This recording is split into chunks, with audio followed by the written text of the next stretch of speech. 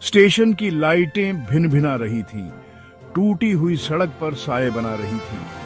ठंडी हवा प्लेटफार्म से गुजर रही थी, जिससे जेम्स की रीढ़ में कंपी दौड़ रही थी। उसने अपना कोट और कसकर पहना। जंग लगे टाइम टेबल की खड़खड़ाहट के अलावा सन्नाटा छाया हुआ था।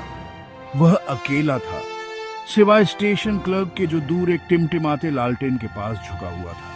साइस, आधी रात बीत चुकी है। आखिरी ट्रेन हमेशा की तरह लेट है। वह टहल रहा था। हर कदम की आवाज विशाल खालीपन में गूंज रही थी। बेचैनी की एक लहर उस पर छा गई।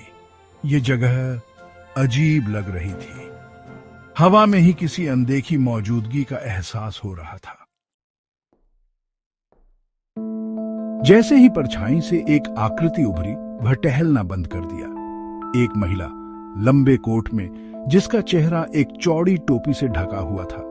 दूर से ही जेम्स को ठंड लगने लगी। उसका स्थिर रहना बेचैन करने वाला था। वह ऐसे खड़ी थी जैसे रात से ही उकेरी गई हो। उसकी निगाहें खाली पटरियों पर टिकी थी। हिम्मत जुटाकर जेम्स उसके पास गया। एक्सक्यूज मी, उसने कहा। उसकी आवाज सन्नाटे में घबराहट से कांप रही थी। महिला मुड़ी और एक पल के लिए उसने उसका चेहरा देखा। पीला, आंखें ऐसी जैसे कब्र का ठंडापन लिए हुए हों। उसके होंठ एक हल्की भावहीन मुस्कान में बदल गए। ट्रेन का इंतजार कर रहे हो? उसने पूछा। उसकी आवाज धीमी थी, कर्कश, जैसे सालों से इस्तेमाल न की गई हो।